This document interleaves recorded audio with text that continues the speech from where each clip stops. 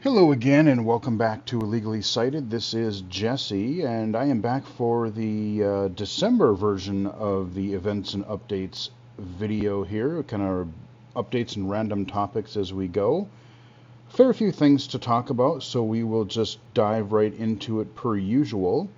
As I usually start these things, if you are new to the channel, welcome.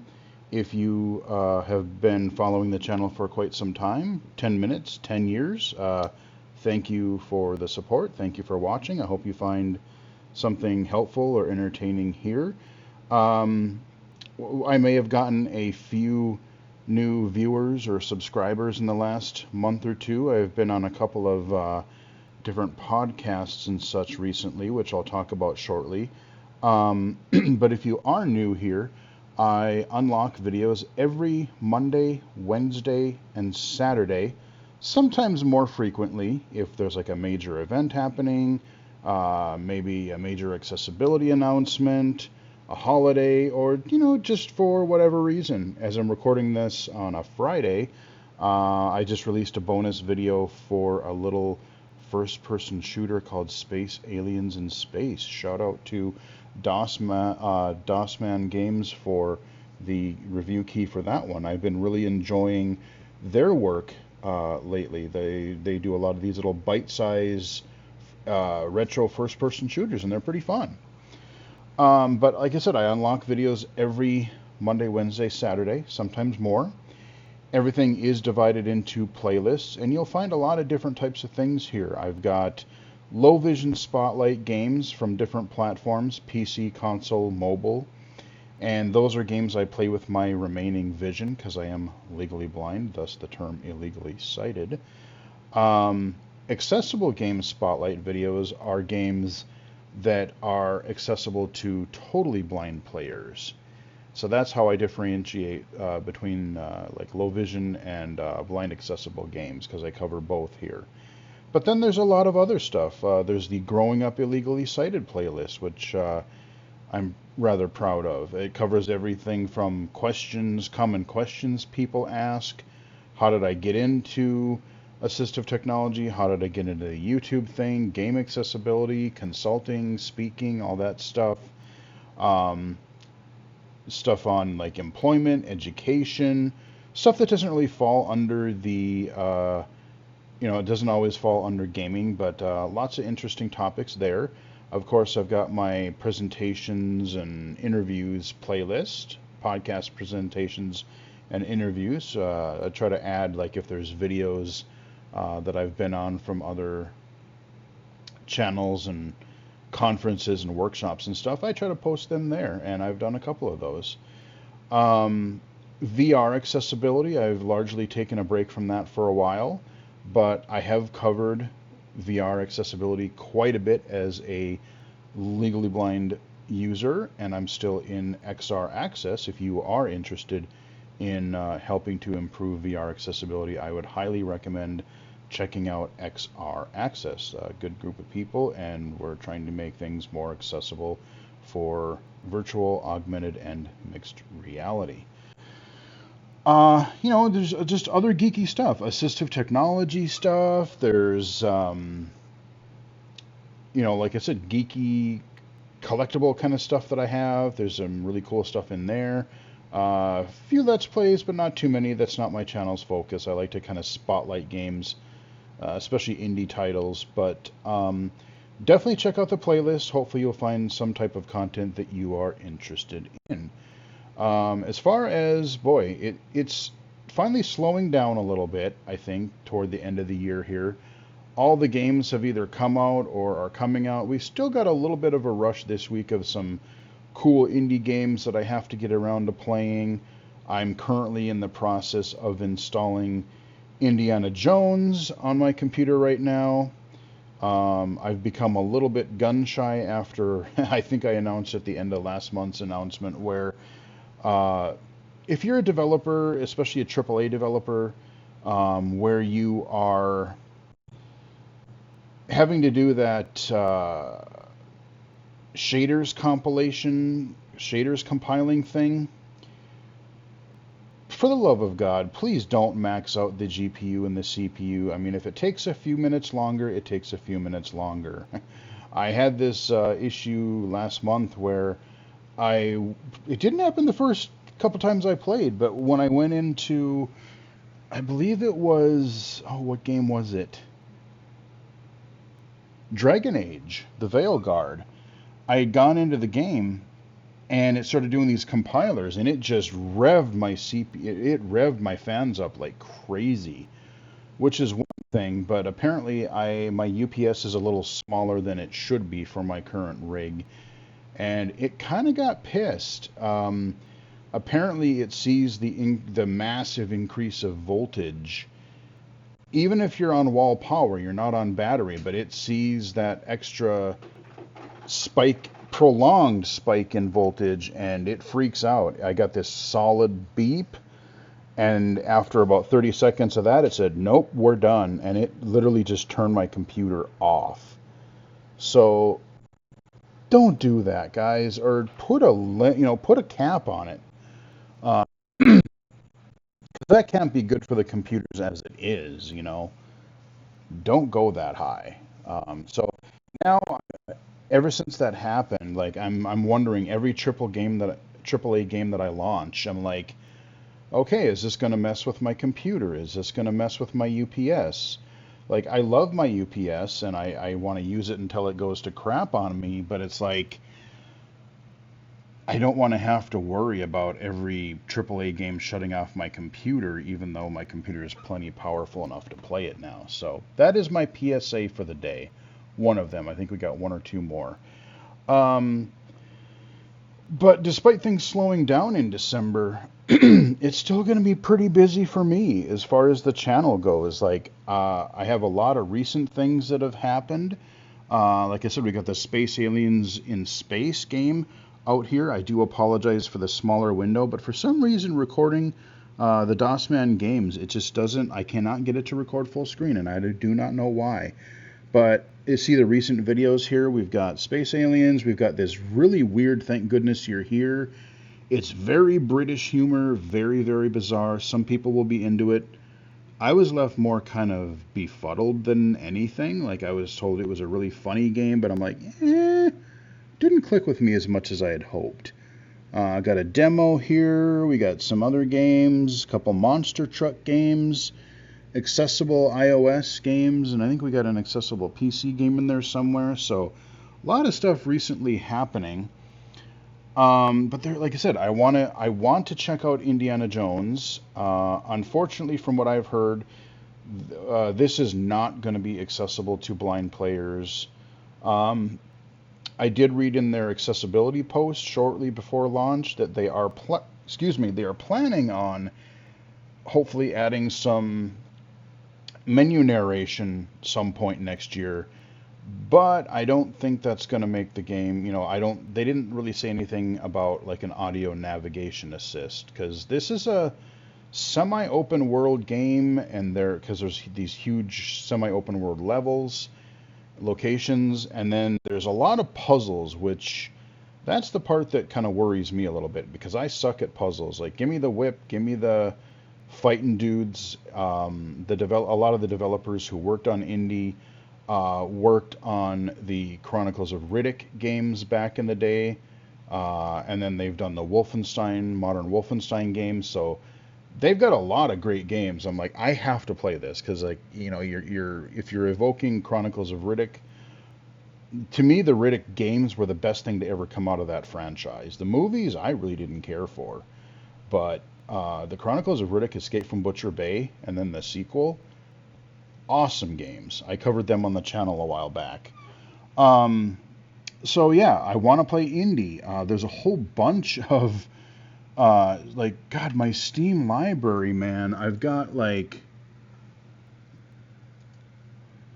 I was hoping if I went back it would go, yeah. So like I've got a couple like first-person shooters. I've got, oh yeah, Voin. I got to install that. I got this Power Rangers Reader's Rewind, another beat 'em up like Shredder's Revenge. Legacy of Kain, Soul Reaver 1 and 2. Yeah, Hexen, I'll talk about that in a moment too. Um, there's so much stuff, guys. Little like indie games and remasters and lots of stuff I want to get around to playing. So I definitely have lots of things I want to record. So no shortage there. And I do have one or two accessible game videos coming out soon. I don't know if you'll see this before or after watching this video, but Google Gemini, ladies and gentlemen, Google Gemini version 2 is out. And like I said, I found out about it yesterday. And there's still a little bit of a limitation to it, and I'll leave it for that video. But you know how I've been saying I've wanted live, uh, more of a live interaction, not only just with chatting, but with like kind of a semi-live camera view. We're getting pretty close to that, and I'm gonna give you guys a demo of that in another video. Google Gemini 2, and I just heard literally this morning that ChatGPT is supposed to have a new update. Not for free users. I think you have to be at least a plus subscriber. Which, now that it's directly integrated a little bit more into iOS, I'm sort of kind of tempted, but we'll see. Um, but yeah, so this live camera view is going to be kind of more of a thing, and it's only going to get better next year. I'm curious when Be My Eyes is going to adopt it. I'm curious if and when it's going to get to the Ray-Ban Meta glasses, because ooh boy, bring it. I want that. Um, so yeah, check that video out if it if it's already out, and if it's not, it will be out soon.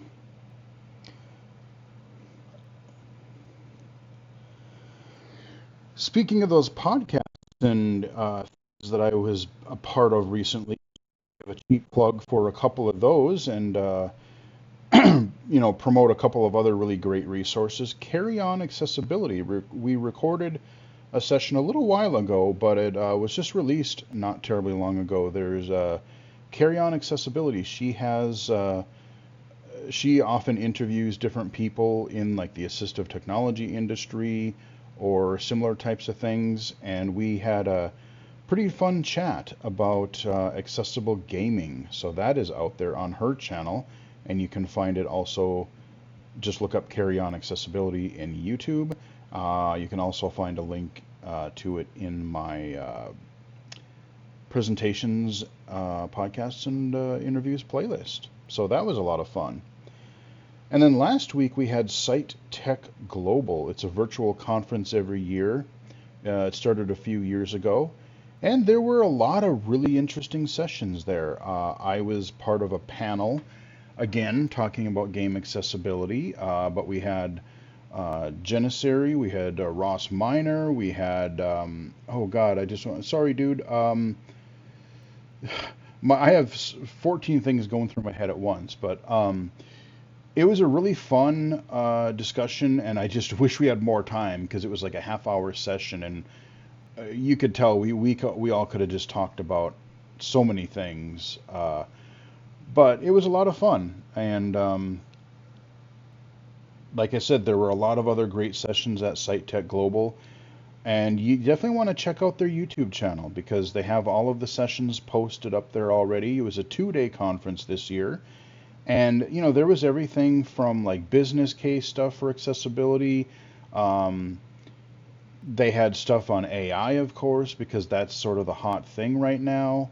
They had a couple sessions on different things happening in the mobility accessibility area, like glidance. That's a really cool thing. Like, I'm genuinely curious to see how glidance turns out because, a lot of times these devices, they're like some sighted person will just like, oh, blind people need this, and they kind of make a solution in search of a problem. But like, I don't know, the glidance guys, they really seem to have been working with the blindness community a lot and asking questions and really involving them all throughout the development process, different prototypes and things. I had a coworker was traveling um, and went to their one of their sessions when he went out to visit some relatives in New York. So he went even back then. This was a few months ago, and he's like, "Yeah, these guys they seem to know what they're doing." So they had a really good session on that. There's like I forget what it's called. There's this vest thing. It's not huge like a vest, but it goes down. I would say to about like it goes around your neck and it hangs down in front of you, about where your heart is. About breast high, and it's supposed to like it senses items that are at higher level, eye level. Your cane is going to detect things on the ground, but it's not going to detect that pesky tree branch that's hanging down a little bit too low as you're walking down the sidewalk, for instance. So, like I said, there was a lot of stuff with mobility. They had stuff on the Monarch and the multi-line displays that are sort of becoming a thing now.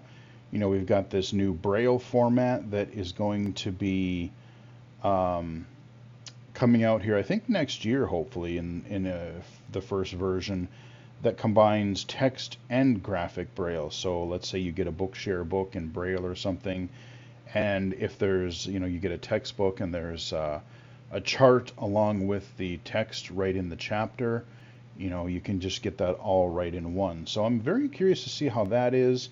The other thing that I'm really curious is how it, relates to that is up until now, like this is going to be a whole fundamental change in a lot of ways because screen readers are, up until now, screen readers have only had to present things one item at a time, one line at a time. I always joke with some sighted friends, especially when we were talking about like cost and things. Like, we have these 40 cell displays, 80 cell displays, 20 cell displays, braille displays. And, I'm like, yeah, it would be really funny if I would love to sell a monitor to sighted people that would only let them see 40 letters at a time. It would drive them insane. And then charge them the pleasure of, $3,000 for that privilege. It'd be great. I would love it.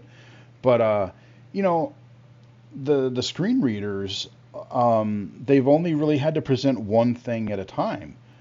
But now, as we get these multi-line displays, yes, your focus will be on that one line, that one word, that one character, but you're going to want to see, you're going to want to have context around that. So whether I'm editing a document and want to see the surrounding text, whether I'm interacting with a graphic or a chart or something like that, I'm just very curious to see how different screen readers are going to implement that, how they're going to work with that and handle that type of thing. And of course, the price of these things has to come down drastically. There's some subsidizing through schools maybe or things like that, but damn, like the Monarch is like 18 grand, and that's I think before the warranty. So you thought a $3,000 40 cell display was expensive. Well, bend over, guys, because these things are not cheap. They're cool. I actually did get to see a Monarch. We had people come in to our work a couple weeks ago, and so I did get my hands on one, and they are cool.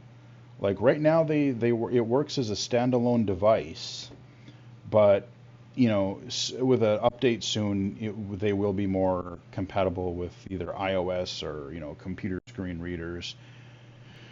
But yeah, I mean, it does a cool job. Like, you can feel graphics with it. You can zoom in and out with it. So, like, let's say you have like a United States map, and then you want to focus in on a certain region or a certain state. There's ways that you can zoom in and out if the map supports that level of detail. So yeah, I mean, it is pretty cool, but I just wonder, like, I wish it were a lot easier to get for students because, or well, and even let's say you get it as a student, let's say your school is fortunate enough to get one, you come to rely on the thing and you come to really like it, well, then you graduate and, you're thinking about college or even you have some use for it in adult life. How are people going to get that as an end user? I think we're quite a fair few years away from this being like even remotely obtainable by your average blind person, which is sad. But the technology is there and it's cool. Um, but yeah, so like I said, I got distracted talking about Site Tech Global. But they did have, like I said, the sessions on Braille. Um, I can't even remember all the sessions, but there were a lot. There were, like I said, 2 days worth of sessions. So check out the Site Tech Global YouTube channel, and you'll find a lot of different sessions, including the one with yours truly. It's not out as I'm recording this yet, but there will be a Blind Bargains episode, or not Blind Bargains, Blind Abilities episode.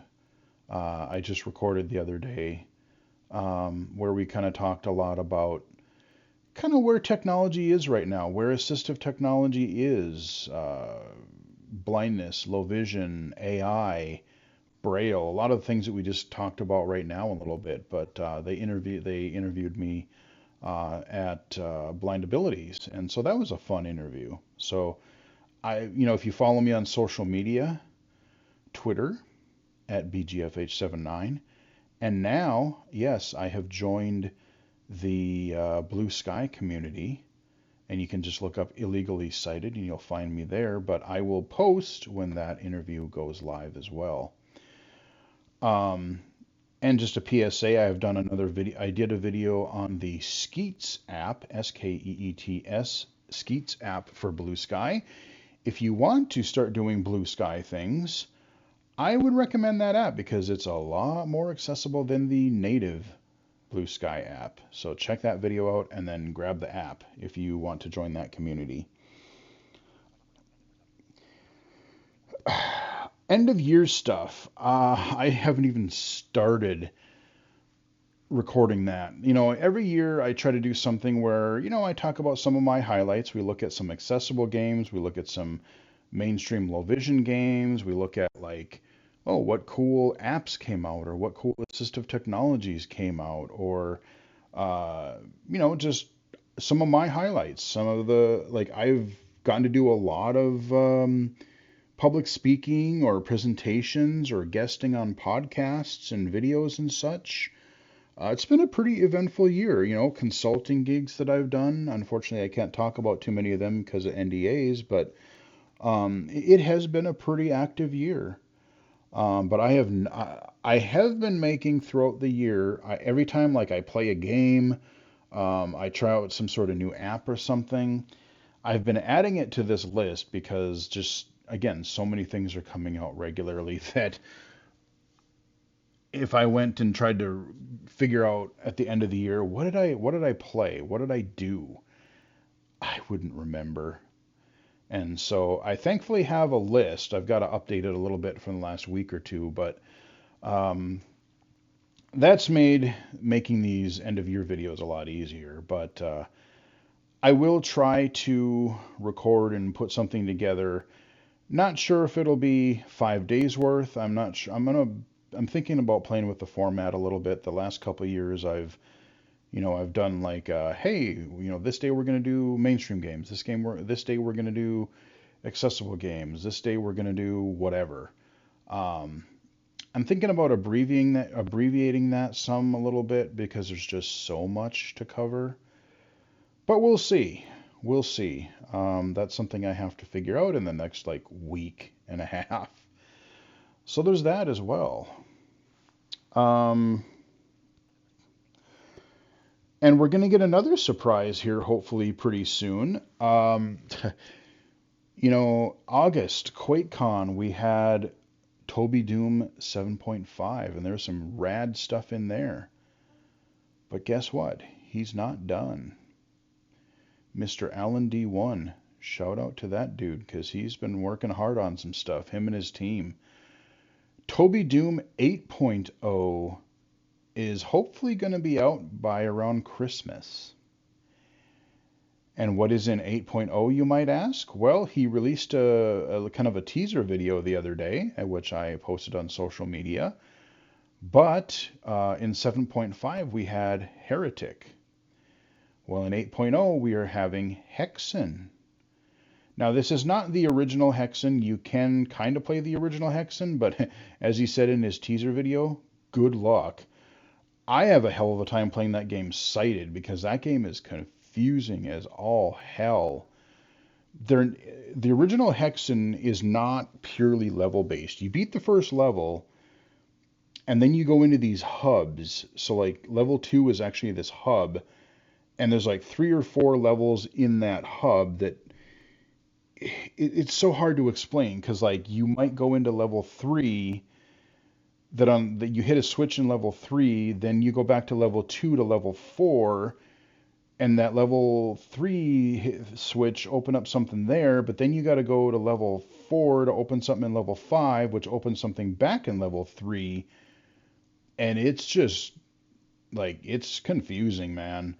I beat the first hub, but then when you get to this, there's like 3 hubs in the game, I think. And the second hub is where I get hopelessly lost. But what he's done is he's adapted a lot of the level types, just like for Doom and Heretic.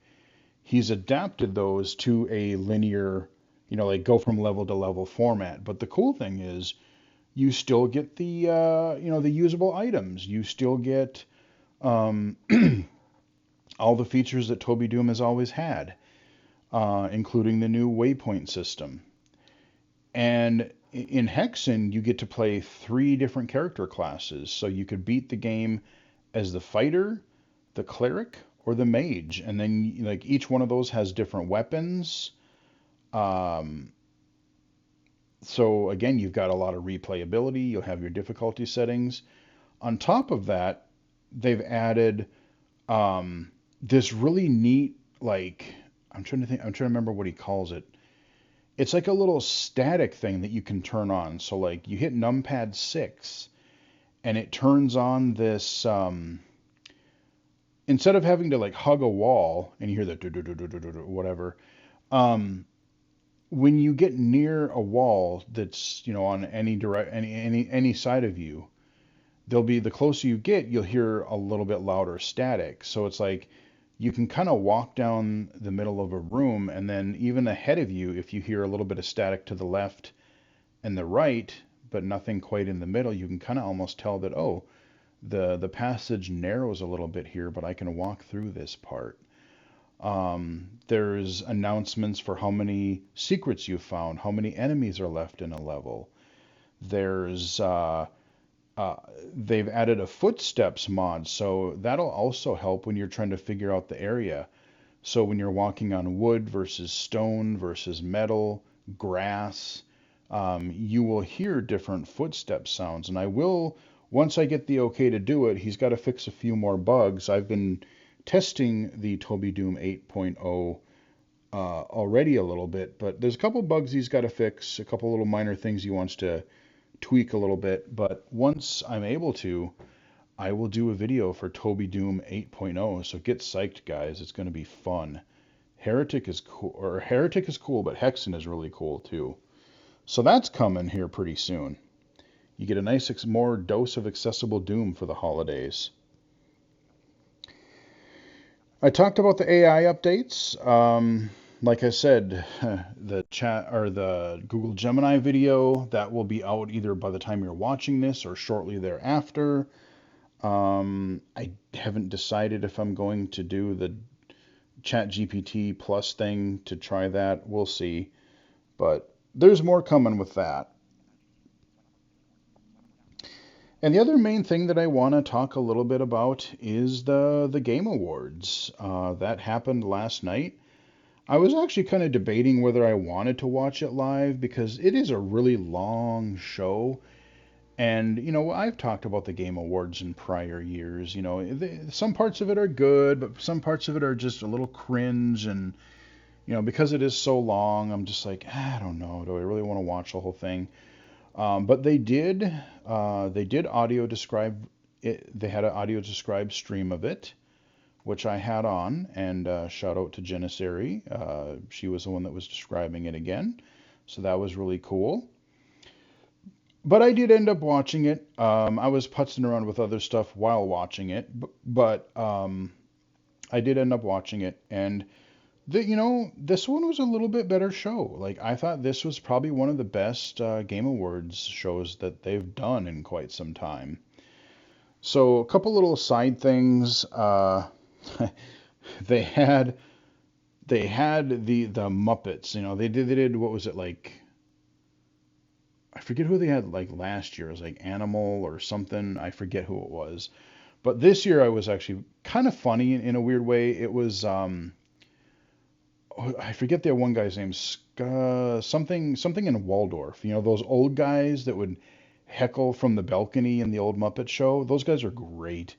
Um, but what they had them doing in this show, it was kind of this weird self-aware, self-deprecating thing of like, yeah, all those things that people say about that they diss the Game Awards, like, oh, they don't know, this is boring or this is too long or oh, he's friends with Hideo Kojima and just kind of all that self-deprecating humor, which is funny on one side, but at the other side, it's like, well, instead of just making fun of it, address some of the problems. It's kind of like those. There was a game.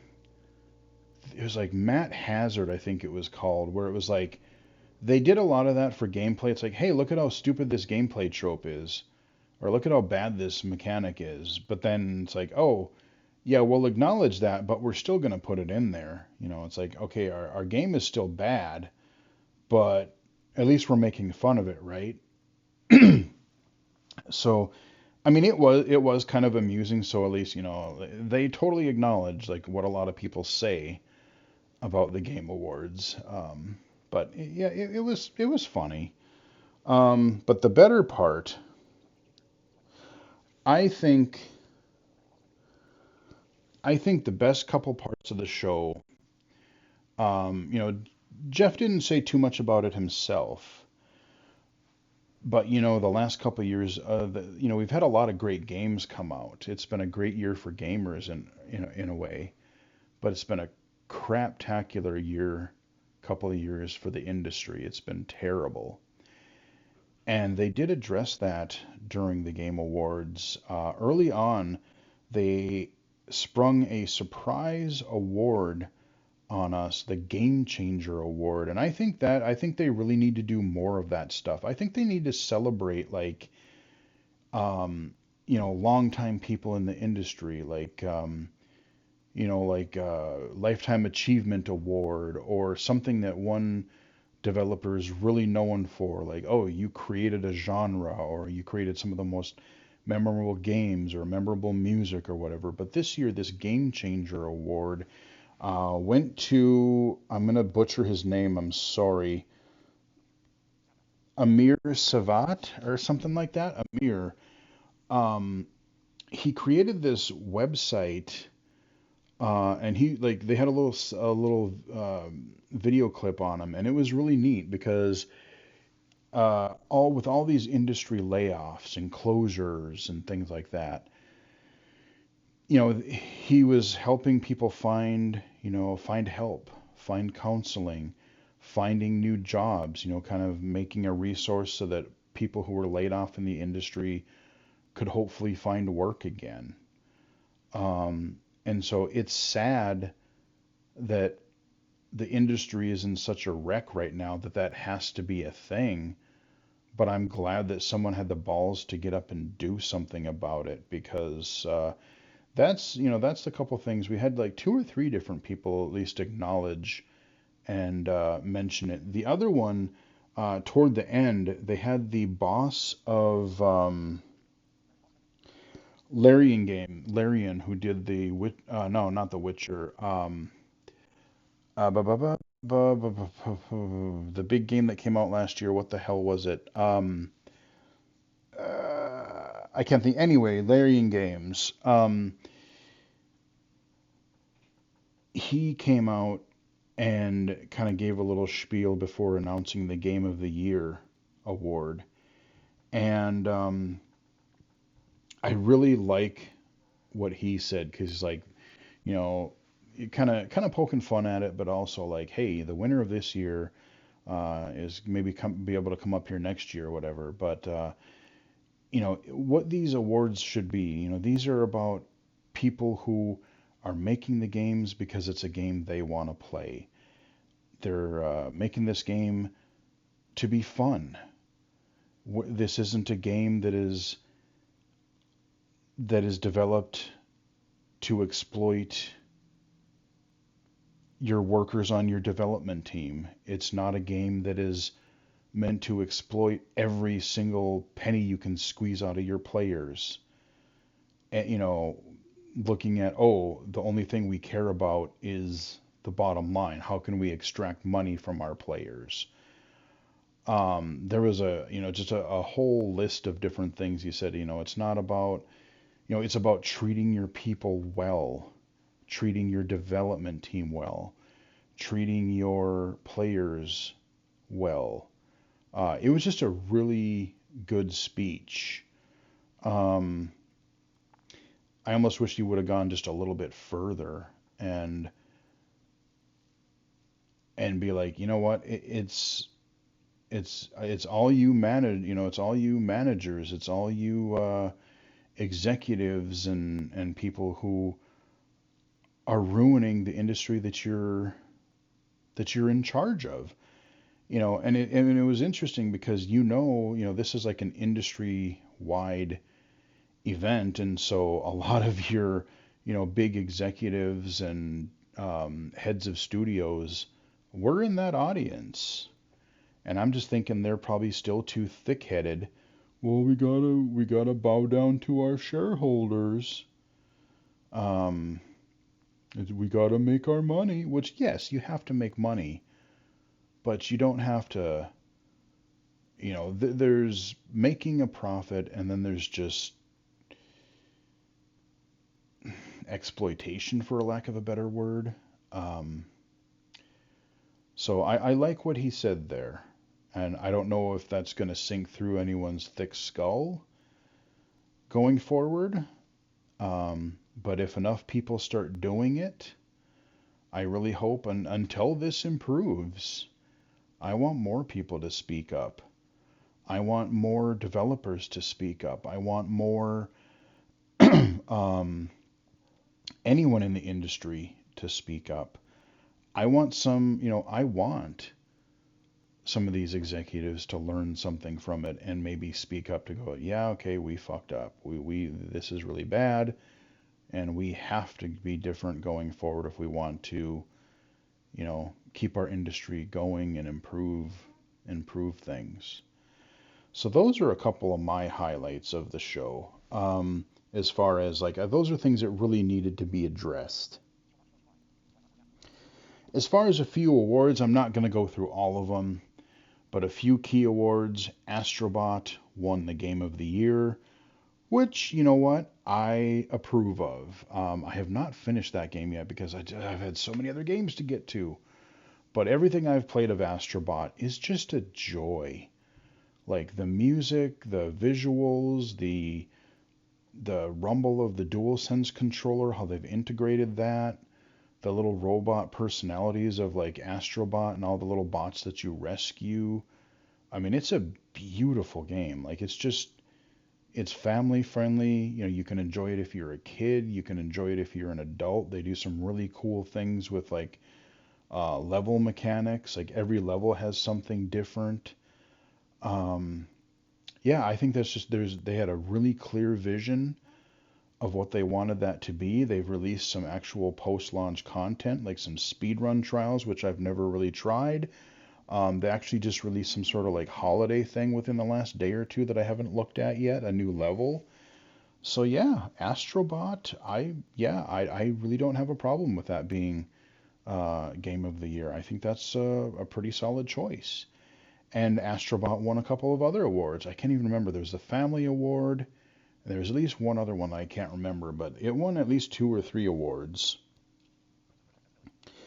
Accessibility category. I know this, I've already seen a little bit on Twitter. I haven't looked at Blue Sky yet, but I've already been seeing, people are really not happy about Prince of Persia winning because it's not blind accessible, which, no, it is not. I won't tell you what I voted for because I was part of the panel for the jury panel for that category. But I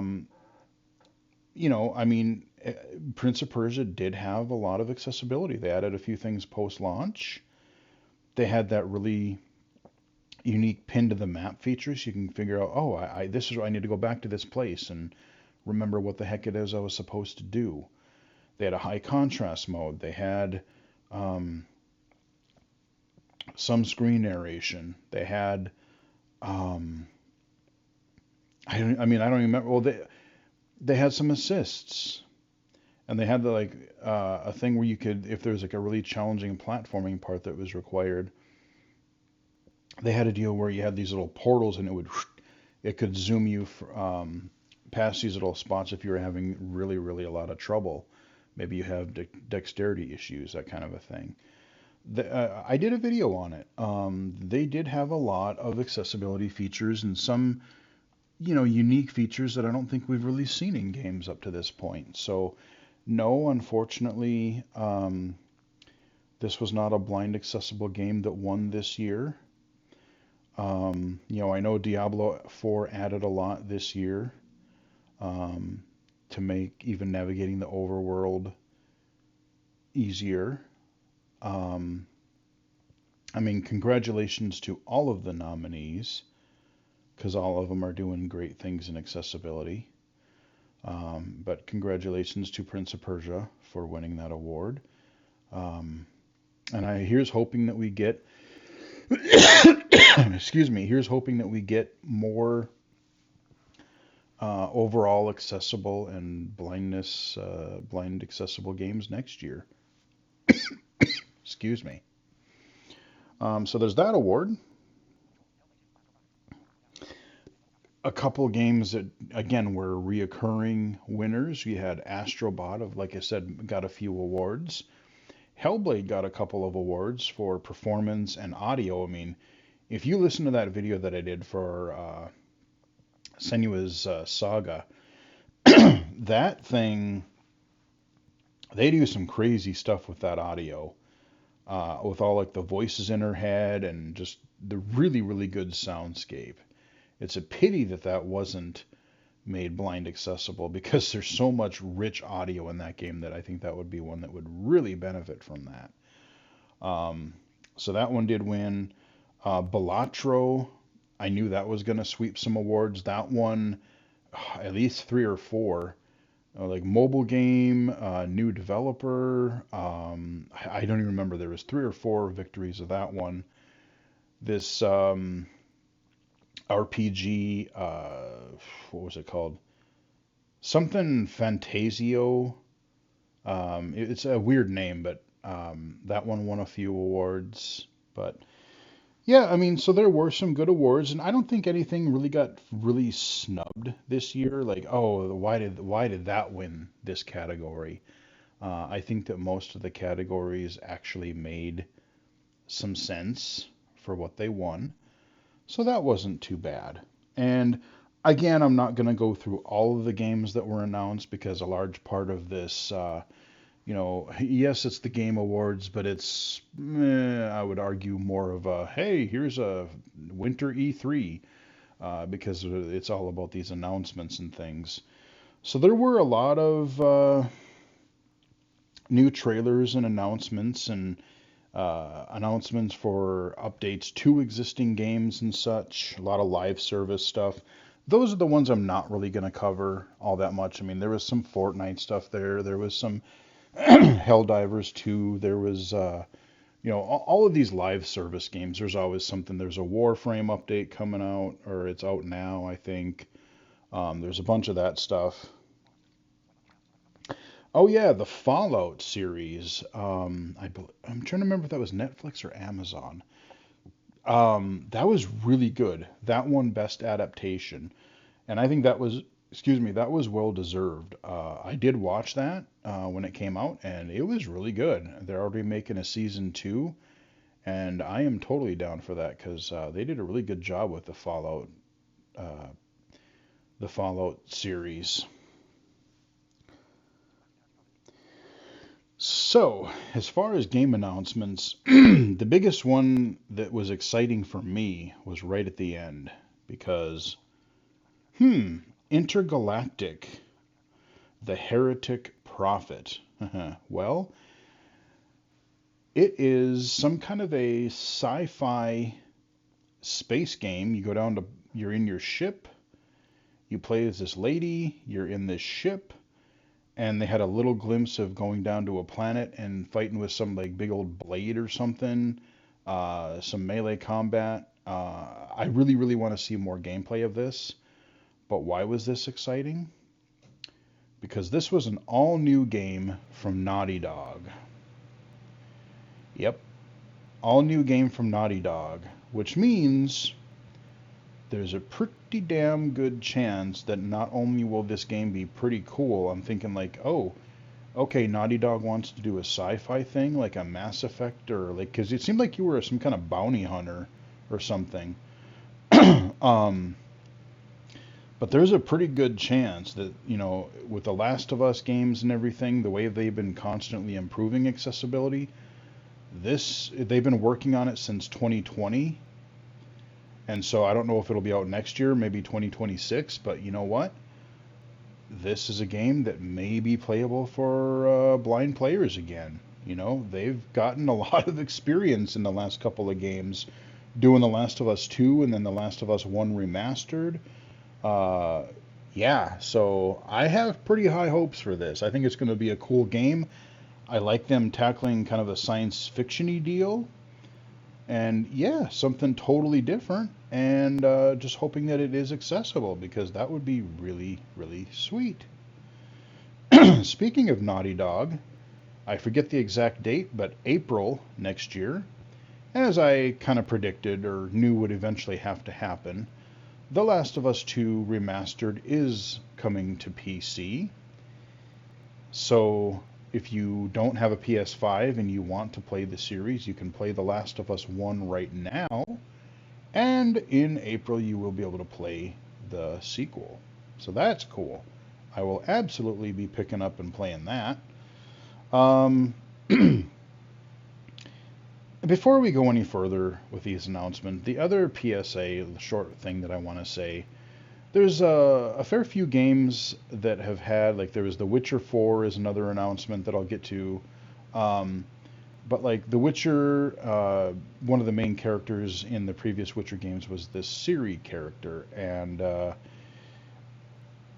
I guess there's already people whining and complaining and bitching and moaning. Oh, all these big games have female characters. Fuck off.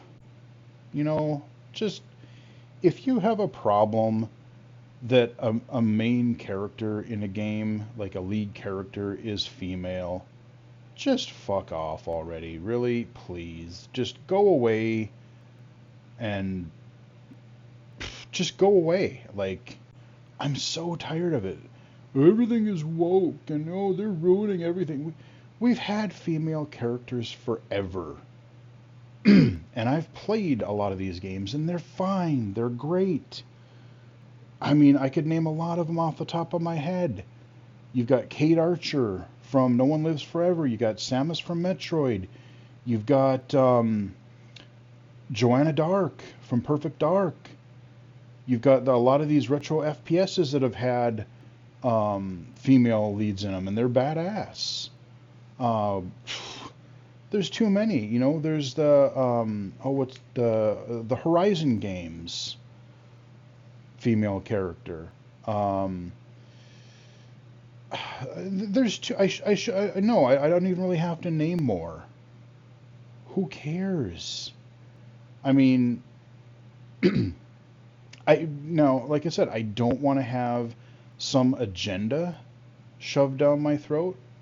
If there's a character in a game that's male or female or trans or gay or I don't really care. And if that's part of the core game, that's fine. I don't care. I don't want to be preached at. I don't want to have something shoved down my throat. Um, but that's anything. I don't want to have any agenda necessarily shoved down my throat if I'm watching a movie or playing a game. But all these people that are just complaining, oh, because there's some female character, just, just stop. Just fuck off already. That's all you can do. Um, it just has to stop. So that is my other little mini rant for the day.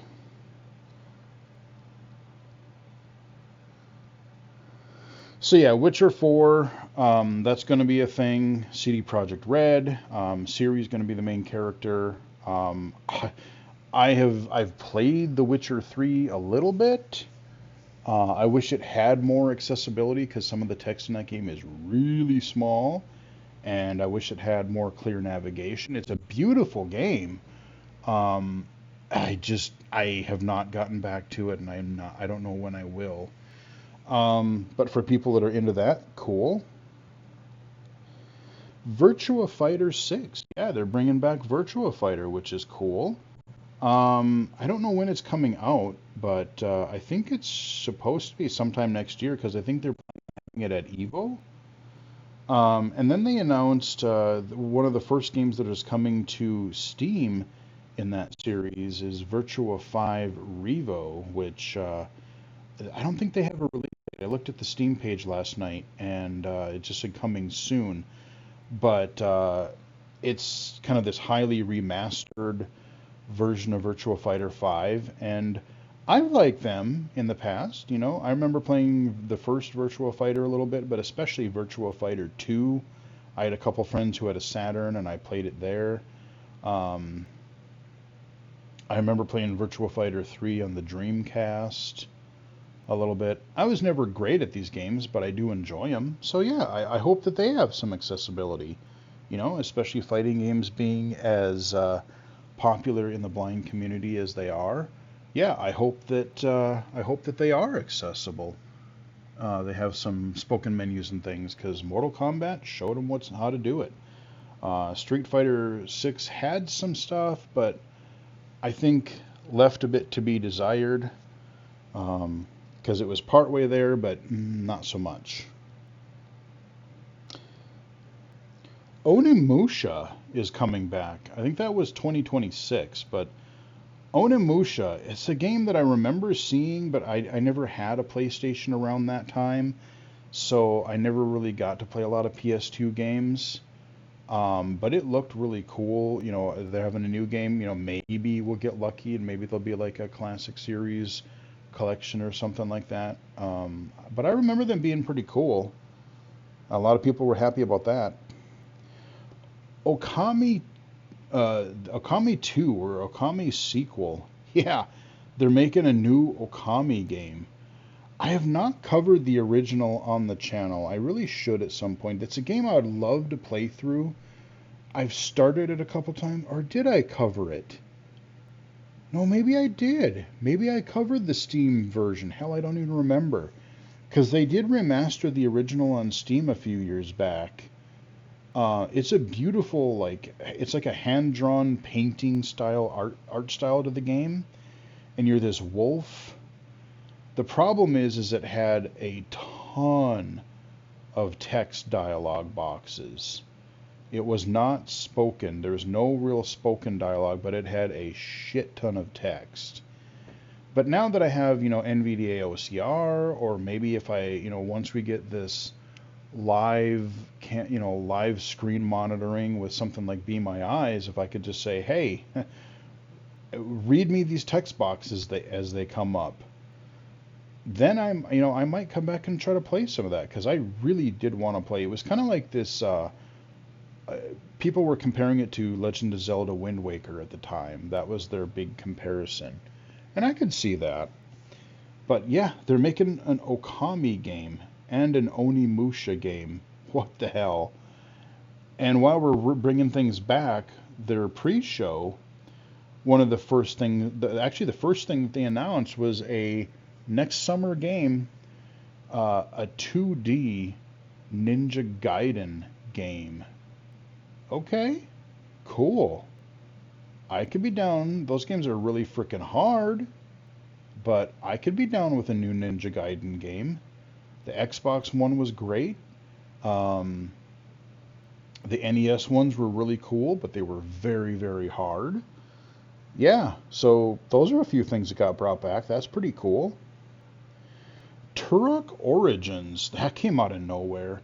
And of all things, it's a third person game, which I don't have a problem with. I mean, I like them as a first person shooter, but I dismiss the game just because it's third person. I've already seen a few people on social media, even last night, shitting all over the game. Oh, this game looks stupid. Why would you make it a Turok game if it's third person? I'm like, you people can't be you can't be happy about anything. That's what I'm really getting to hate the overall like a lot of the gaming community, I would say the vocal gaming community, because a lot of the people that speak up in this field, again, they're just, all they do is complain.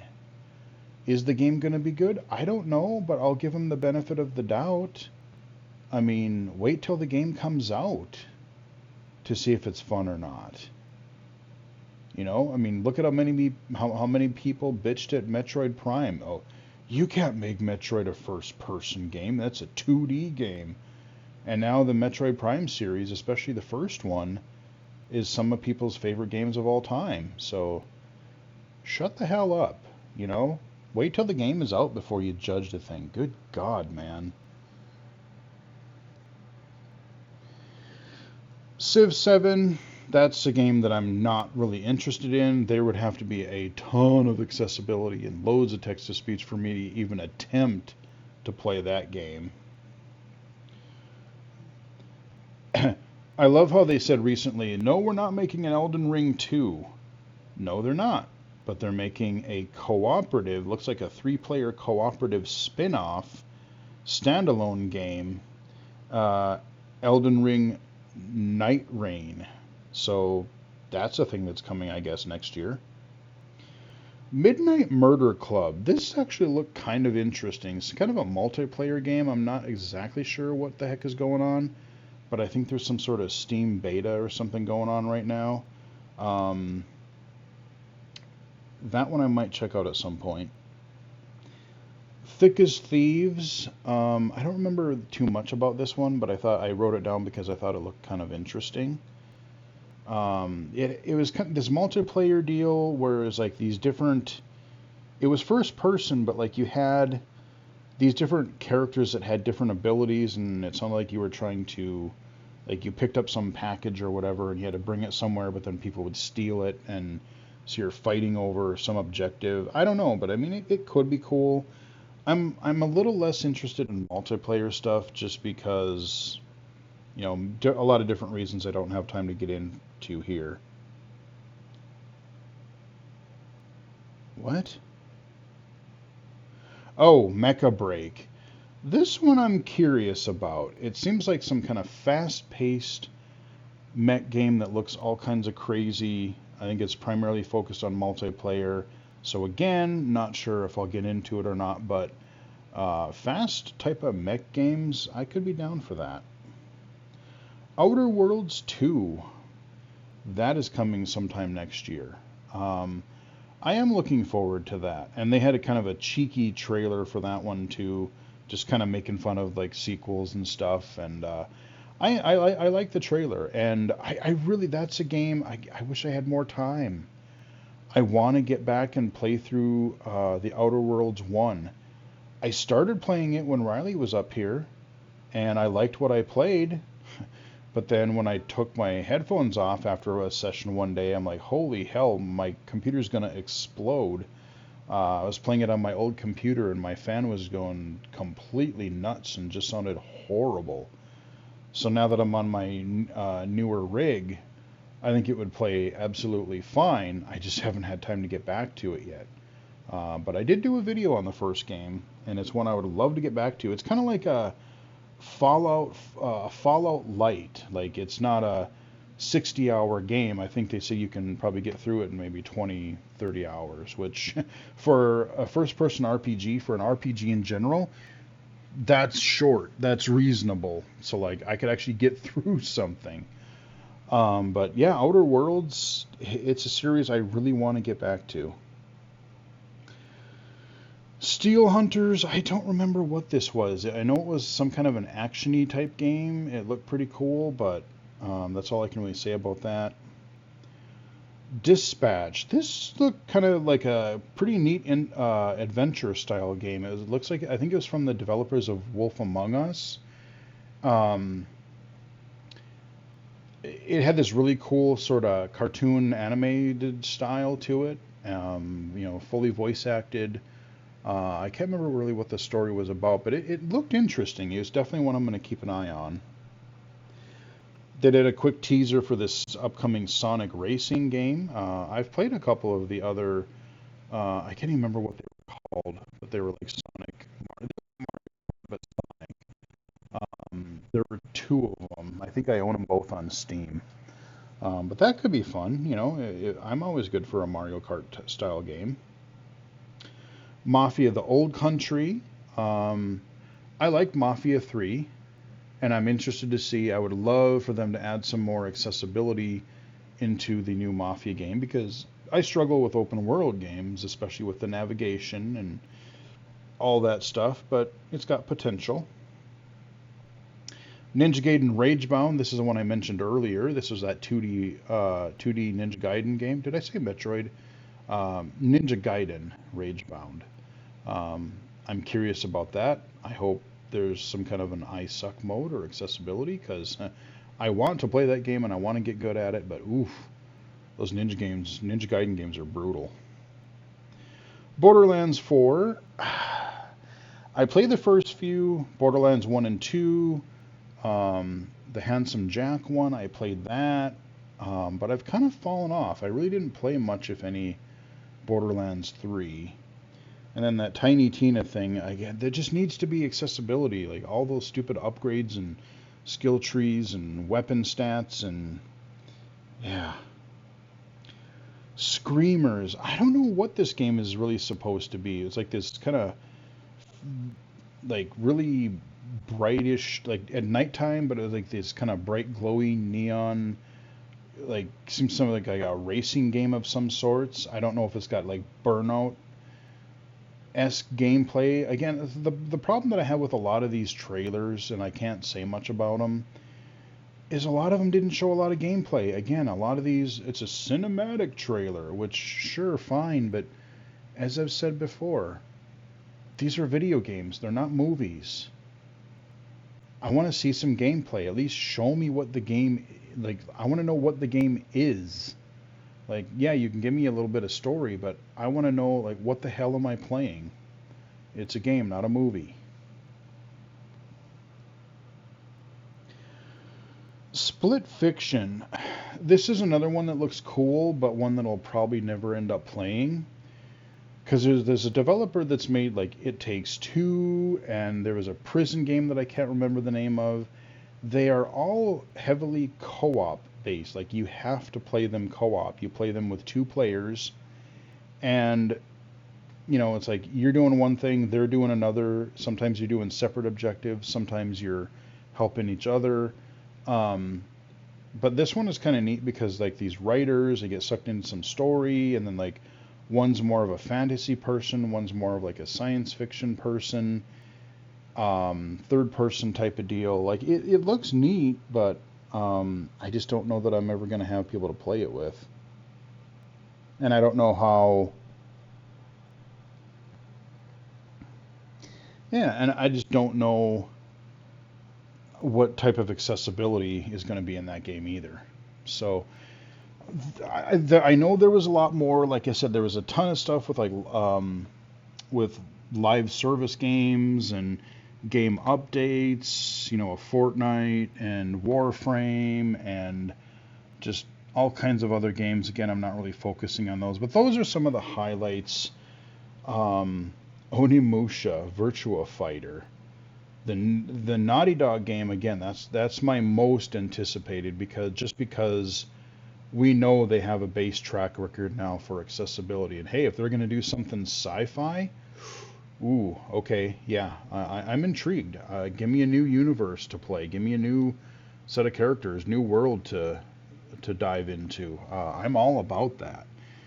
So that is the Game Awards. We talked a lot about a lot of different stuff in this video. Some Site Tech Global, some interviews, podcast things I've done recently, some Game of the Year stuff coming up. We got some AI greatness. We got some cool AI stuff. I've got I recently recorded a video for a game that I got through this Lurk It website, and so I want to get that video out soon. Like I said, there's this video, the update video, the AI, the Game of the Year stuff I got to get recorded. And then just like I said, there's just backlog of games that I don't know how I'm going to get to them all, but we're going to try. So yeah, I hope everybody has a good holiday. I am probably going to be flying solo here again. I did take a few days off between Christmas and New Year's, so I'm going to plan on having a nice, relaxing week. Maybe get some of these games played a little bit, read some books, play some drums. Who knows? But like I said, I hope everybody does have a good, happy holiday. Hopefully you're able to see family. Hopefully, with all the discourse going on in the world these days, I just hope that people can be civil and be nice to each other. And the channel's not going anywhere. We're still going to be doing a lot of stuff. And we'll see everybody for next year's January video. But lots of stuff to come yet. Toby Doom 8.0, hopefully. That'll be a thing. But anyway, we'll wrap it up here. Hope you guys enjoyed the video. Give it a like if you did. Thank you to any new subscribers, viewers. If you came here from one of those conferences or podcasts I was on, welcome to the channel. Hope you guys enjoyed the video. Give it a like if you did. Follow me on Twitter at BGFH79. Blue Sky, illegally cited. Twitch.tv/illegally cited. illegally-cited.com. And of course, right here on YouTube. Until next time, I will chat with everybody again. Later.